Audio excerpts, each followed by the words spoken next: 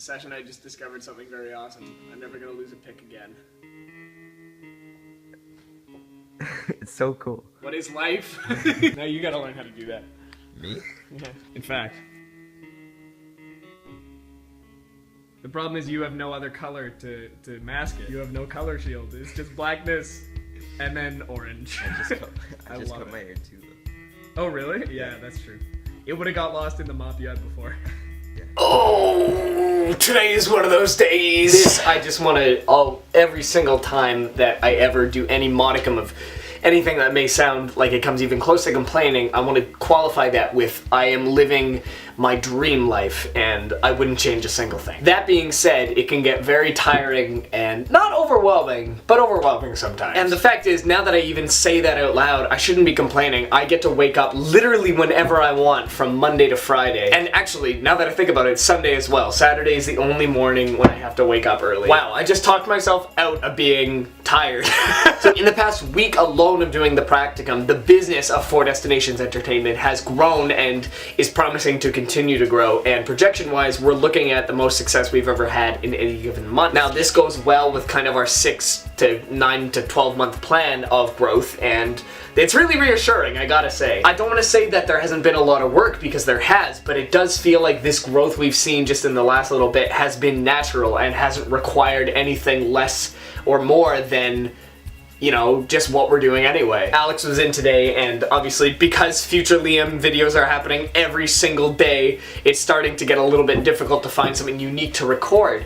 But then again, when I say that, that's not true, because then I have funny little instances and fun times with my friend Sash. This is the wonderful guitar clock that my coworker Hannah got me for Secret Santa for Christmas. That was rather nice. Thank you, Hannah. I'm excited for the Past Liam videos to start coming again, because I've got a lot of things to say to Past Liam, and some of those things I'm going to say right now. Past Liam, you asked if my goals had changed compared to yours, and absolutely they've changed. Obviously, you know, you hadn't really dived into this as a company yet, you hadn't experienced Studio Cloud 30, you hadn't done all the things you've done. So right now, no, my goal is not to go to College Humor. That being said, your goal of being an entertainer and being someone who makes people happy has not changed. In fact, it's just grown and evolved and become more tangible. As for things that you should look out for, you in the next month, sir, are going to enter a long-term relationship that will end during my tenure. So you have all of that to look forward to. I don't know how much I want to talk about that on here, because I feel like, to a certain degree, that is something that, A, you have to live and experience without me spoiling anything. B, the viewers of this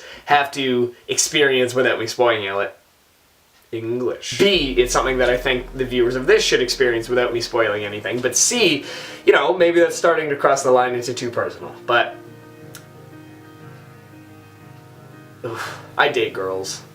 I date girls. Can we just acknowledge that that is a thing? I do want to talk briefly on the subject of relationships, because they have been a very important part of my life. I had my first person that I called a girlfriend back in grade 6.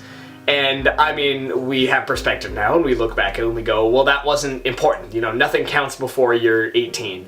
No, that's not true. To me, the definition of a legitimate relationship is any interaction with a human being from which you walk out grown and developed, or damaged or changed in any way. So to a certain extent, every single person you walk by in the street you have a relationship with, no matter how brief or how not relationship-y. And each and every one of those interactions, though they may be minor and forgettable, they count. So then bringing it back to the major scale, music pun, I've had a number of people that I've grown especially close to, and those, I think, have been the most formative people in my experience. It would be very disrespectful of me to name drop anybody or to go into too much detail, so I won't. But I think what's important to take away is that the people that you spend your time with, the people that you choose to spend your time with, and the people that choose to spend time with you are the people who are worth remembering and who are worth acknowledging as a formative part of you. I'm not the most eloquent always when talking about relationships. Some people would disagree. I think my point is, Past Liam, that you're about to enter one of the most meaningful relationships with anybody that you'll ever, up to that point in your life, enter into. And it's gonna change you. You're gonna walk out the other side an entirely different person than the person you went in as. And I mean, we have this perspective now, and we know that I am the happiest that I've ever been. I can honestly tell you that though there will be a lot of low moments and a lot of things that will make you really upset and really anxious and really depressed, there's going to be the vast majority of moments that are beautiful and shining and spectacular. And no matter how sour things get after all of that, as long as you remain you the whole time, and you never once change yourself for someone else, or pretend that you're someone else, even if it's for your own benefit, then every end that you incur, and every loss and every bit of pain, it will have been worth it.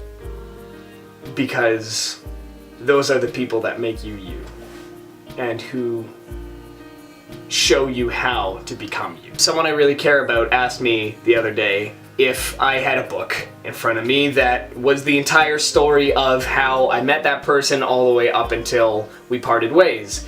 Would I continue reading the book to the end? And that is a classic story of temptation and anxiety, because the second you know how something's going to end, in fact, the second that you acknowledge that something is going to end, then comes the wondering and the questioning of, is it worth doing in the first place? Is it a life worth living and experiencing? And my answer, after a lot of thought, and my honest answer was, of course I wouldn't read that. Because past Liam, even though now, looking back, I know how your story ends, it's still worth it.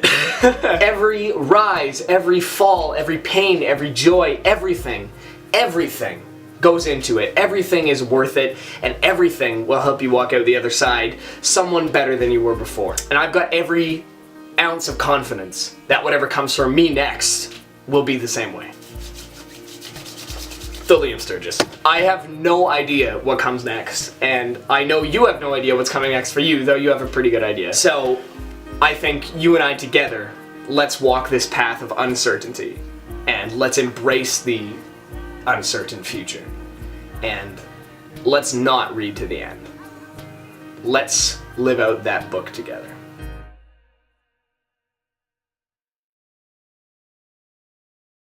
Anyone up for some Book of Prime jokes? Ah! Okay, good night.